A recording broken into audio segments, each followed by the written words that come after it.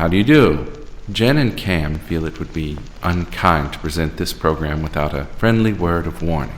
We are about to unfold our true crime podcast, a podcast of lifelong friends who seek to examine crimes which were committed without reckoning upon God. The discussion will be frank, and the subject matter will be of a grim and violent nature. I think it will thrill you. It might even horrify you. So, if there are young children listening, or if you feel unwilling to subject your nerves to such a strain, now's your chance to, well, we've warned you.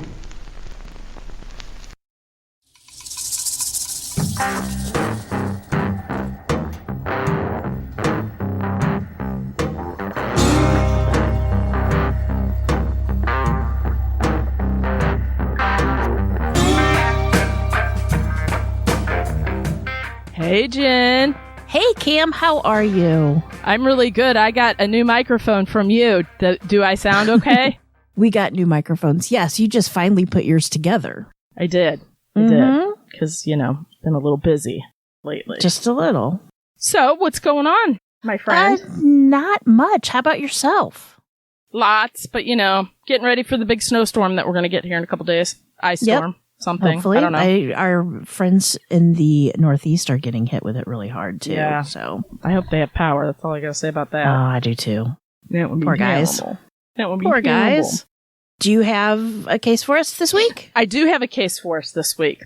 Awesome. I know people hate it when we talk too much at the beginning. So I know. That's okay. if you want a little banter, stay tuned until the end and we kind of chat. But otherwise, people get a little pissy if we talk too much at the beginning. Well, I don't want that. So you ready? Yep, let's go. Here we go.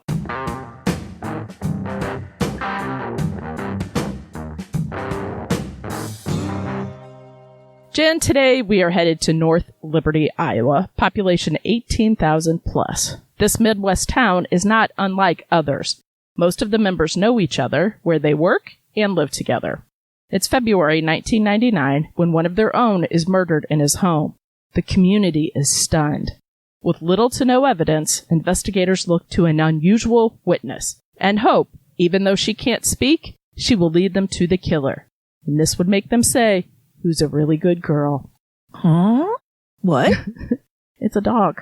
Oh, I gotcha. Who's a good girl? Who's really good? Who's a good girl? She is a good girl. So 28-year-old John Helble lived in a trailer park community, and even though neighbors were close by, John stayed to himself. It wasn't strange for those that knew John to go for days, even weeks without hearing from him. However, when a couple of months passed, and his mother Margaret hadn't heard from him, she became worried. After repeatedly trying to reach John by phone and having no success, Margaret called the sheriff's department. After explaining the situation, the officer said they would go and conduct a welfare check.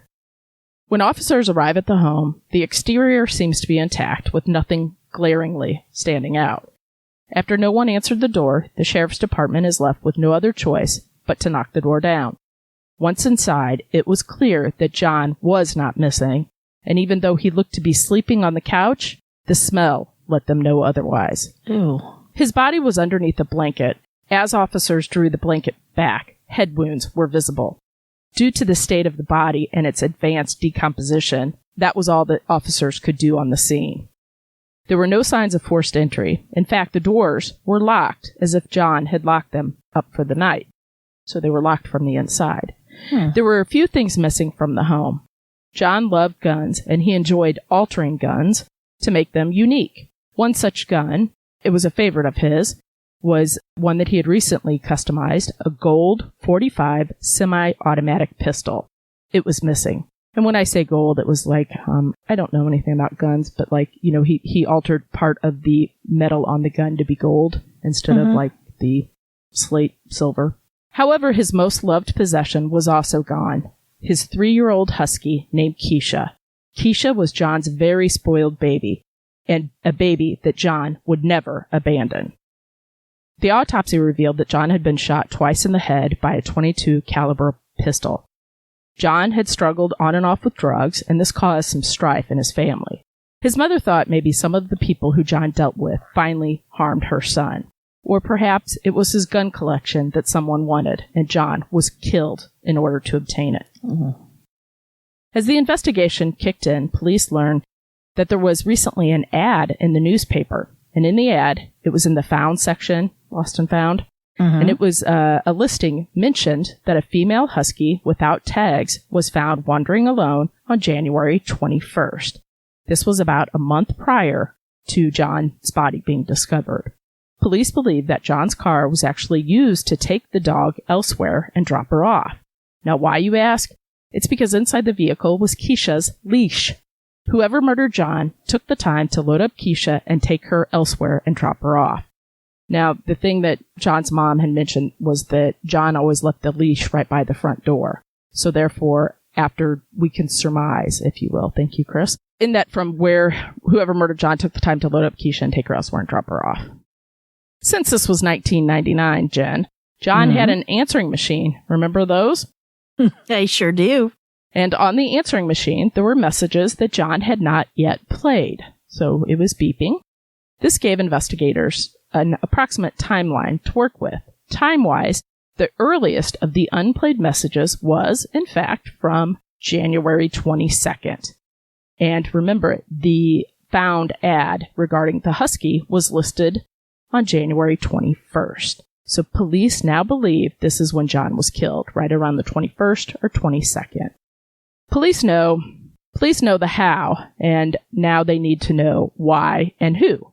As always, police start with the inner circle first and make their way out. After talking to John's family, ruling all of them out, they were given some names by John's family. Two such people were good friends of John's, and their names were Andrew Rich and his girlfriend, Sharon Schneider. Now, by friends, I mean they would hang out and dabble in drugs, using and dealing, but they also were friends and had been friends for some time. They weren't new friends. Police learned that Andrew and Sharon had come to town to visit John and stayed with him around January 18th. The couple actually lived in Wyoming and told officers that when they left the residence, John was alive and well. Police decide, okay, that may be correct, but you know what? We're still going to come to Colorado because we need to take a look around your house. When officers arrive and do the search, they find some drugs, some drug paraphernalia, but they also find something much more interesting. Some .22 caliber bullets. Now, these are the same ones that were used to kill John. Investigators are happy, thinking these bullets may be the same ones that were used. But sadly, when they were sent off for testing, it was proven that they were not the same. The bullets would not solve the crime. Investigators also search the couple's vehicle, and they find something pretty interesting. Prints on the inside of the car's windows. Now, these aren't fingerprints, mind you, Jen, but prints of a different kind. Doggy nose smears. Because you know how dogs love to stick their little heads off the window, and then they rub it all out there. And the drool marks. Yeah, it's like one of my favorite things. Exactly what it was. Love it. It's frustrating, but I love it. Police need to know if Keisha was in Andrew's automobile, and if so, when and why. Officers, and this is something that was pretty interesting, and this is how I ended up on this case, because I did not know this, and I shared this with my class because I thought it was pretty interesting. Officers take a nose print of the puppy, of the dog, because just as humans have distinct fingerprints, no two dog noses are the same. I did not know that. Did you know that? I did. I figured you did. And gorillas, too. Gorillas have the same nose print as, finger. Yeah, no two are the same. Investigators were let down to find out that the prints from the vehicle and Keisha's prints were inconclusive. They could not be sure if the prints were Keisha's or another canine friend. All police could do for now was sit and wait.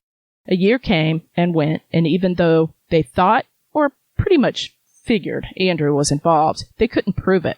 They needed someone to break. Cue Sharon, Andrew's girlfriend. Police start to lay the pressure on her because they knew that they needed her to break, and they needed a reason for her to break.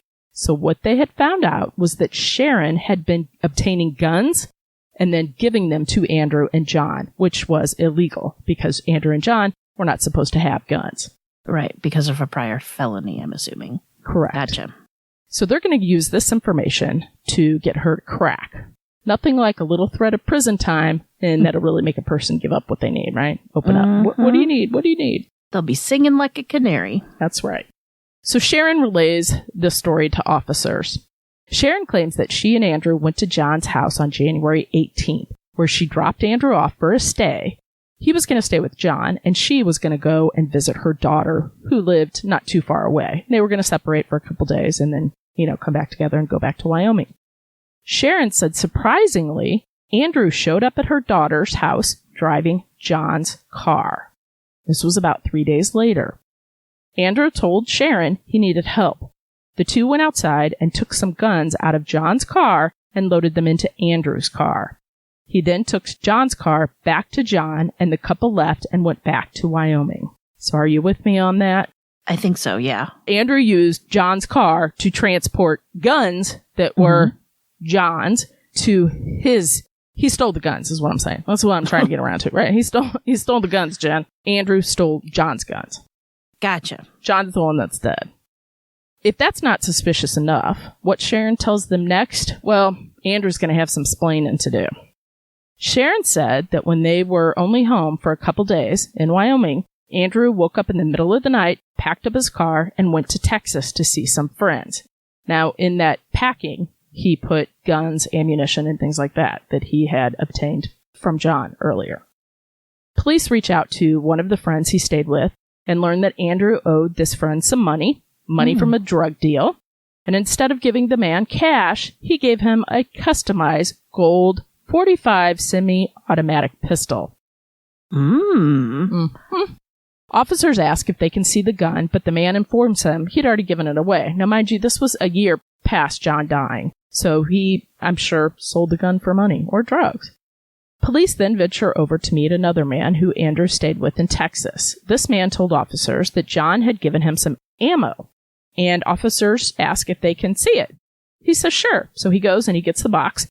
As police open the box, there is no missing what they see inside. Black and white fur hairs, just like Keisha the dog.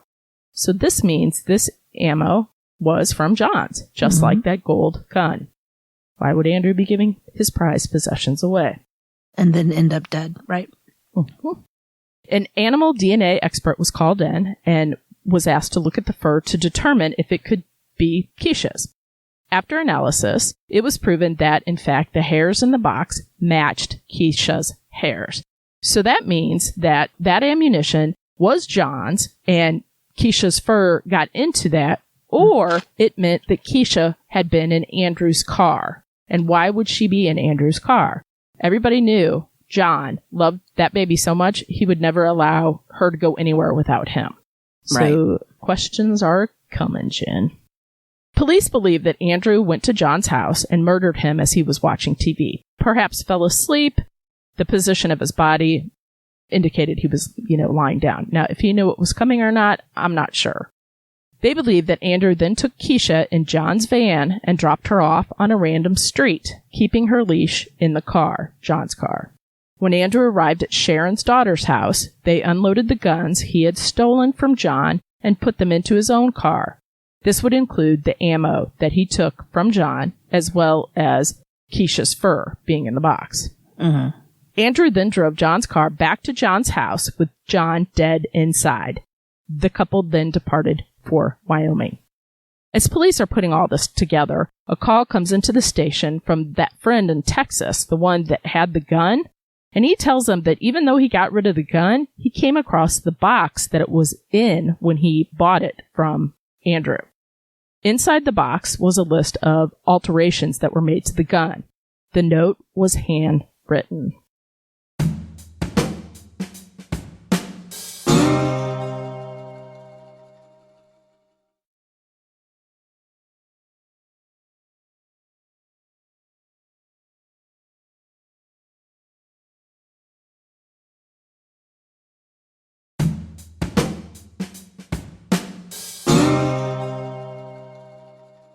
Police reach out to document expert or handwriting expert, because really that's kind of what he is. His name's Gary Licht. And Gary Licht would compare the handwritten list of all the changes that were made to the gun to a sample of John's own handwriting to see if the two were both created by John himself. Experts in this field look for similarities with written letters as well as cursive versus print. For instance, John mostly wrote in print. He didn't use cursive. He used block letters. If it was more of a letter, word usage would be examined as well. Terms, phrases, things like that. Careful attention is paid to how the letters are formed and if the document in question is, in fact, John's. It's determined that the handwriting was John's and that Andrew is the one who delivered this gun along with the note to the man in Texas. This is all they needed. Andrew Rich was arrested and charged with the murder of John. In a surprise announcement, Andrew, just one day prior to his trial was slated to begin, he confessed to murdering his friend John because he wanted all his guns. That's it. Andrew Rich was sentenced to 25 years for the robbery charge and 10 years for the manslaughter charge. And I thought that was weird. You know, he did a plea to get a manslaughter charge instead of a murder because, to me, that was definitely murder. There's no manslaughter about that. None at all. So Sharon was charged with drug possession. She was let off pretty easy because of her cooperation. She was actually sent to a halfway house for 6 months, and then she was put on probation for, I believe, 2.5 years. Now, what's really stuck out with me is, like I said, I got this from a Forensic Files episode. There's not a whole lot out there on this. Sharon made a statement that really stuck with me, and that was Andrew's girlfriend. And she said, Andrew hated Keisha, simply hated that dog, and she can't believe he killed a human but would let Keisha live. Which is, that just bothered me all the way around because, and then I think poor John, because he loved Keisha so much, and then that's poor Keisha, was dropped off somewhere. She's fine. The parents came. John's parents got a hold of her and kept her. Yeah. Andrew is still in prison. I just checked. He's in prison in Iowa. And yeah, so. How many years did he get? 25 for the robbery and 10 for the manslaughter charge. Good. Still can't believe it's manslaughter, but. I believe he used that to better. He made that bargain with them because otherwise murder would be a whole different story. Different. And he did say it. Longer. He did offer that up before going to trial. So I guess that's good. It saved people, having to go to trial. So that is the story about Keisha, the good doggy who helped lead investigators to the terrible Andrew Rich who pretended to be John's friend and wasn't. But really, when you're in a drug addiction, I guess. I wouldn't even really say there are friends. It's just that comes above and before all else. So that's your story for you, Jen. Very interesting. Go, Keisha. God love. You hate the shed, but when it can solve a crime. Do they shed? Yeah. I tried to figure out if she had fur or hair, but it didn't say, so I think she has fur. How some dogs have hair. You know that. You told me that. The Yorkies are considered to have hair. That's why they're supposedly hypoallergenic. Oh. They don't have the dander, or at least that's what I've always been told. I'm sure somebody will correct me if I'm wrong. I can almost guarantee someone will correct me if I'm wrong. Correct me if I'm wrong. You're wrong. But yeah, what kind of dog was she, did she say? Siberian Husky. Oh, that's hair. Girl. Double fur. That's fur. Yeah. Big shedder, I guess, too. Oh, yeah. Huskies? Yeah.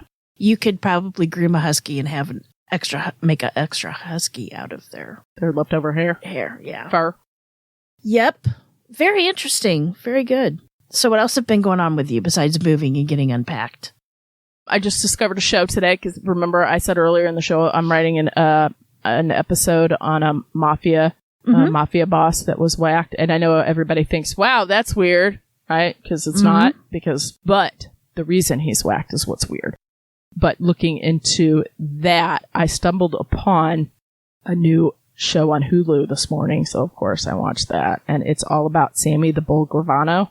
Pretty interesting. And I hate to say this because I was doing other things as this was going on. So I didn't see the names at the bottom of who was doing the talking. And it took me almost halfway through to realize that the old guy was Sammy the Bull Gravano, because they're alternating between him being younger and doing these interviews. I did not occur to me because he's 77 instead of 40 something.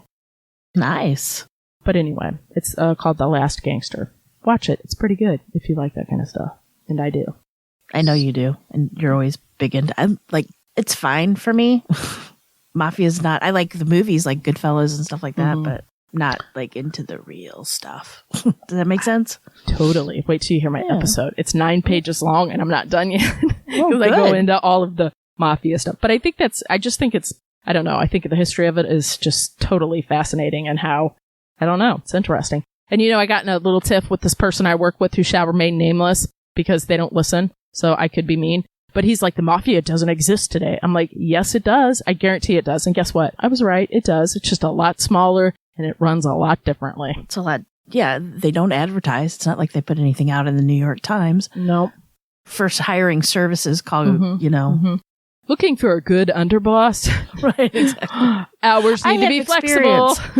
And it's just not the Italian mafia. There's so many mafias in different countries and different so ethnicities. Yes, correct. Yeah. Correct. This episode focuses on the New York 5+1. Well, nice. Mm-hmm. I just started Yellow Jackets last night. What'd you think? I'm enjoying it. I like it a lot. 4 episodes in, I think. That's when I quit. I don't know. I just kind of got... I waited until it was all over so I can binge it. And I really liked it. And I pretty much stayed away from it. I had no idea what it was about. Nothing until I didn't even know that Christina Ricci was in it. Mm-hmm. She's good, right? She's great. She's great in it. But yeah, I'm really enjoying it. So good. Maybe I should give it another shot. I kind of didn't pay attention to the last 20 minutes of the 4th episode. So I'm going to go back and rewatch it and see what is up. Okay. Make sure I did you watch the final Ozark? The final 7 yet? No, I haven't. I tried watching that, but I couldn't get into it. Wasn't in the mood for it, so I quit it. It was good. I did watch the new Kristen Bell. Yep, I started watching that too. I'm a little confused, but I'm going to stick with it. I like her a lot, so I'm going to stick with it. It's called The Woman in the House Across the Street from the Girl in the Window. Yeah, I only watched the first episode, so to be fair. Yeah, it's a, not necessarily a parody, more maybe a satire. It's like a satire. Yeah. Yeah. But I liked it. I thought it was really cute. Very cute. Good. So it was kind of funny in the Yellow Jackets at one part where Christina Ricci gets in the car with Juliette Lewis and she goes, okay, now do you like podcasts or do you like Broadway show tunes? I laughed. I thought that was so funny. Because I would get stuck with somebody in the car that loves Broadway show tunes, but I love Broadway show tunes. So you'd be fine at that. I'd be fine with it. Podcast, please. Yeah. No, sign me up. Just made me laugh. Mm-hmm. Yeah, but that's it. I haven't been doing much of anything else, to be quite honest. It's kind of boring around here. I like it that way. It's better than too much action. Am I right? Exactly. Not action in the good way. I mean, bad way. You know what I'm saying. Mm-hmm. You know what I mean. So real quick, just to be on the lookout, we will be on an episode of Beyond Bizarre True Crime. That's one of Morph's podcast. It should be out, I believe, on the 12th of Do you want to February. explain who Morph is for those who might not know, and then also name his other podcast? Because then people will be like, oh, Morph is like the king of podcasting. He's criminology. He's Murder in My Family. He's got like 5 or 6 different podcasts. Yes. He's a great man. If you go to CrimeCon, he's always there. Love him. He's seriously the sweetest man. And we're thrilled that he asked us to do an episode for him. So and make sure we don't disappoint him. Watch out for it. It's going to be Beyond Bizarre True Crime. And like I said, it should be out on the 12th of February. Ooh, so watch out. It's a good case. That's exciting. I think you'll like it. Terrible. Well, it's a bizarre. Let's put it that way. Yeah, it's bizarre. All right. It fits it. It's bizarre. Fits the title for sure. Mm-hmm. And that's it. That's all I got. That's all I got too, Jen. I guess, I guess we're going to see everybody next week, huh? Yep, we will. Same bat time and same bat channel. We'll be here. That'll be right. But hey, until then, remember, Jen, lock your doors. And keep passing by those open windows. Bye-bye. Love ya.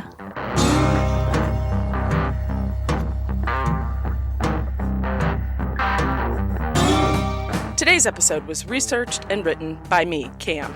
For more information about this episode, as well as all the sources I used, please check out our show notes or the podcast website at ourtruecrimepodcast.com. Our True Crime Podcast is developed and created by hosts Jen and Cam. Original music and audio mix of all our True Crime Podcast episodes is courtesy of Nico Vertesi from We Talk of Dreams. Listener discretion is provided by Edward October from October Pod VHS. Our True Crime Podcast is executive produced by Nico Vertesi and Dick Vane. Make sure to like and subscribe to Our True Crime Podcast wherever you listen to your podcast. We can be reached on Instagram and Facebook at Our True Crime Podcast or on Twitter at Our True Crime Pod. You can email us at ourtruecrimepodcast@gmail.com. If you really like the show, make sure to check out our Patreon at Our True Crime Podcast. Our True Crime Podcast is an OTC production.